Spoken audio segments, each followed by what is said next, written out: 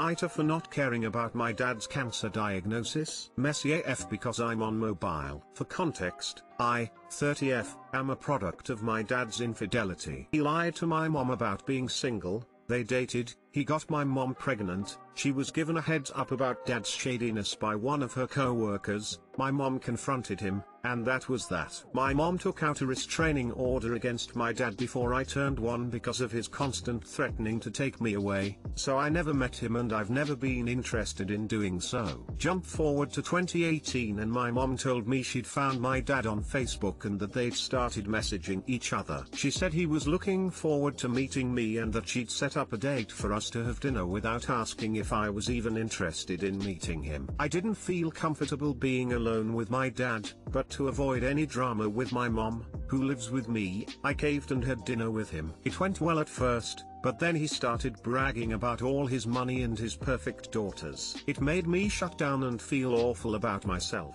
After dinner, he complained to my mom that I was unresponsive and didn't seem excited to meet him. Knowing my mom and her tendency to side with everyone else but her kids, I was given the silent treatment until I apologized. Apparently, I ruined his dream of meeting me by not welcoming him into my life with open arms. It's now 2021 and in the short time we've known each other, my dad has managed to make me feel like shit many times. The last straw was when he tried to guilt me for not contacting him every day when I'd explained that I sometimes go through low periods where I retreat and have very little contact with anyone. I know there's a name for it, but I've never been properly diagnosed because I was ridiculed at a young age by my mom for feeling depressed when I had no real problems. My dad refused to understand that it's for the sake of my mental health and said I just don't want to build a relationship with him. I cut contact with him after that because I don't feel like I owe him anything and I was tired of all his snide remarks about me. I was fine before we met and I certainly didn't need one more person in my life to please. I was done. A few days ago, my mom came to me crying about how my dad had just been diagnosed with cancer. Obviously,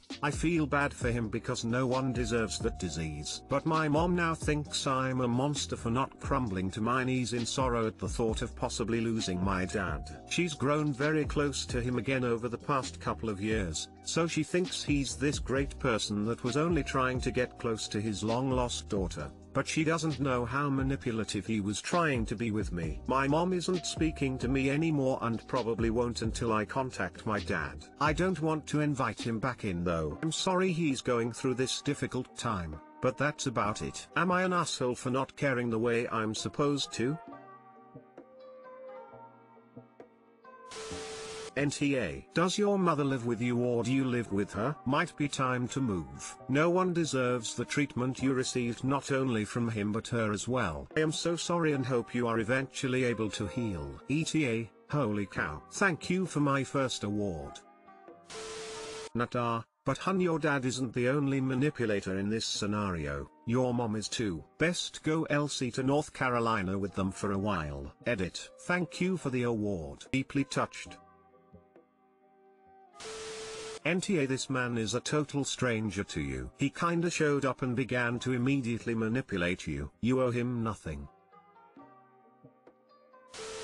NTA. Just because someone is your biological parent doesn't mean you owe them something. Giving life to someone versus being an actual, loving parent are very different. Unfortunately, from this neither of your parents seem to be doing a great job, and especially don't seem to respect your feelings. I'm sorry you're going through all this. AITA for banning my friend from using my pool because of what she said. First time poster, lockdown lurker. 11 years ago, my 34 sister/Bill/dad died, leaving me guardian to my 2 nieces, then 5/3. My dad left me his house, so we moved there. The kids settled in the school quickly and made friends. This woman, 45F, was particularly good at making sure the kids and I were included in events, but she seemed a bit off. She kept telling me how lucky I was to have such a nice house. I pointed out that I only inherited it as 3 members of my family died, but she laughed and called me sentimental. She also loved to organize events at my pool, but she always made out that she was the host, taking charge, making me feel like a stranger in my own house. Our youngest daughters share a birthday, so they generally share a pool party. 6 meters ago my BF, R35, moved in. I've known him as a friend since before my sis died, and the girls think of him as their favorite uncle. But recently we got together. A few months after he'd moved in, S texted me saying there were rumors about her and my oldest, he now 16. S said he'd acted inappropriately towards E. I asked he about her day. When she realized there'd been gossip, she burst into tears saying she hated this village as no one wanted you to be happy. She said as they walked down the high street, he'd given her a side hug and kissed her on the top of her head. She said it made her feel like she had a dad for the first time in her life, and now the moment was ruined. S texted me later asking what I'd done, and I told her to drop it. But she kept texting me, saying I was too young to see how he was manipulating me. She suggested he was grooming my daughter. I told her to stop again, but she didn't. So I blocked her number and unfollowed her on all social media. Other friends sent me screenshots of where she'd posted to friends that he was a threat to children and I was an enabler. Then a few days ago, I bumped into S.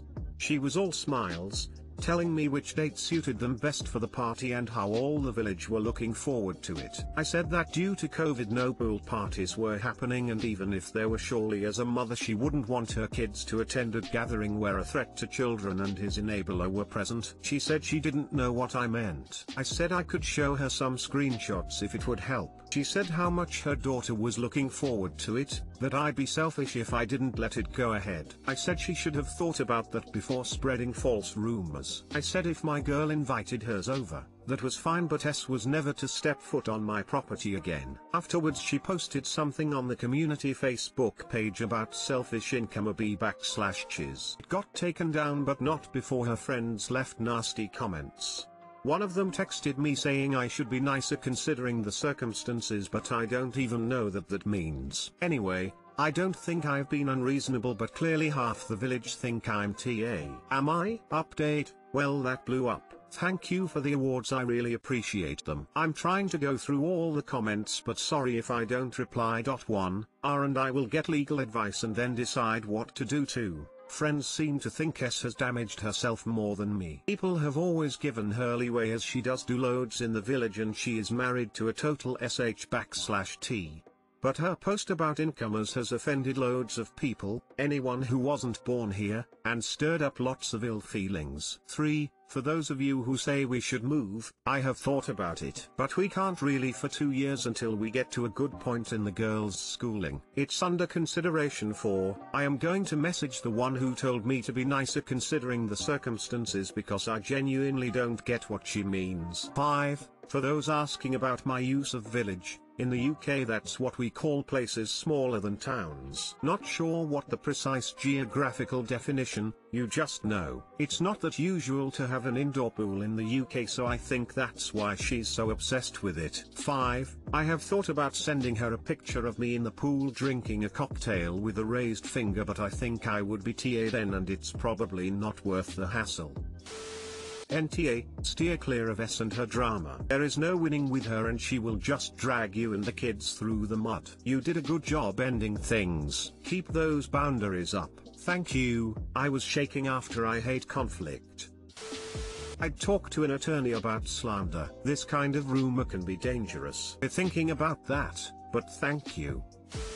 One of them texted me saying I should be nicer considering the circumstances, but I don't even know what that means. By all means, ask what they are referring to. I'm confused. Which circumstances? The ones where she made fun of my feelings about inheriting my house from my dead family? Or, do you mean the circumstance in which she appropriated my home as if it were her own personal party venue? No? Oh, I see. It must be the circumstances where she spread vicious rumors about my family, lied to me about it, and then still expected to be able to use my house for her parties again. Or, am I missing something? I'm kind of curious to know what other slanders she's been spreading. Also, obviously, NTA. Thank you. That's exactly how I feel. I think they mean she was kind to me at first, she knew my dad, but that hasn't stopped her laughing at my grief, and I do have a lovely property compared to her, so maybe I am fortunate in comparison. But still. NTA. Those kind of rumors can destroy a person's life. Clearly the niece said it was not done in a sexual manner, that she didn't feel uncomfortable etc. and was fine. This outsider decided to stir drama up and wanted to reap the benefits still. She hurt your niece with gossip and could have harmed innocent man's reputation because she couldn't ask a question or be adult about it. She also started drama on social media for it as well. It's total bullshit. You've every right to ban someone like her. If the wrong person heard her unjustified rumors, it could have done a lot of damage. AITA for not letting anyone hold my son when he was born. This happened pre-COVID, but the fight started again about a month and a half ago. My wife gave birth to our son November 2019. She had a very complicated pregnancy and ended up needing an emergency C-section, which we were aware could happen. We had talked about it for a while and she admitted hating the thought she would be the last to hold our son. So when he was born and she was still unconscious, I did not allow anyone in our families to hold him, or even meet him really. They saw me, but that was about it. She was unconscious for 4 days but thankfully recovered and was able to meet and hold our son. It was about a day after everyone else got to meet and hold him for the first time. Our families were upset, but nothing really kicked off except for my mom and sister, who were kinda pushy about it. Then around January we had an incident. My wife put up some photos of her holding our son for the first time and talked about how traumatic the birth had been and wanted to raise awareness of how dangerous pregnancy and birth can be, and basically just saying how grateful she was to have them both be okay. My mom and sister then really started acting like kids, saying it wasn't fair and we robbed them of those first few days with their grandson/nephew. I told them plenty of people meet grandkids and nieces/nephews days or even weeks or months after birth, and had this been COVID times it would not have happened for a lot longer. But they said I was selfish and should not have done that just because my wife couldn't meet or hold our baby. I am only conflicted on this because someone else suggested I robbed my son of having more interaction early on and I should have thought of him over my wife's feelings on the whole thing, and while most of me is screaming hell no, I wanted to see what a bunch of internet strangers would think. AITA?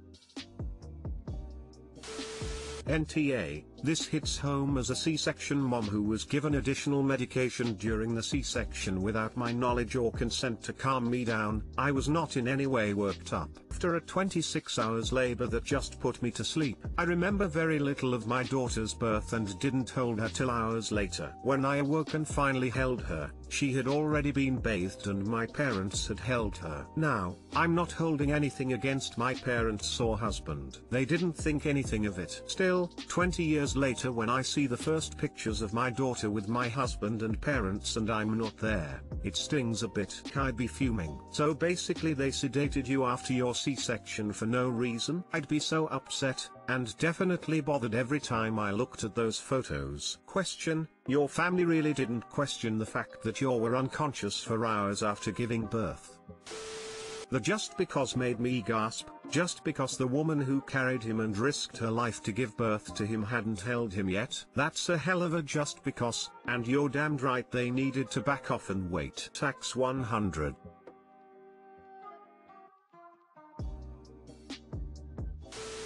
Definitely NTA. Of course your wife should have been the first person, besides yourself, to hold your son. Good for you for sticking to your guns. NTA, this is the best thing you could have done, and a lot more fathers/wives need to do this as a woman and a mother. I think that would be one of the very few things not forgivable. Would tell your mom and sister to pound sand and get over it as you did, right, and they are just mad you wouldn't give in to them.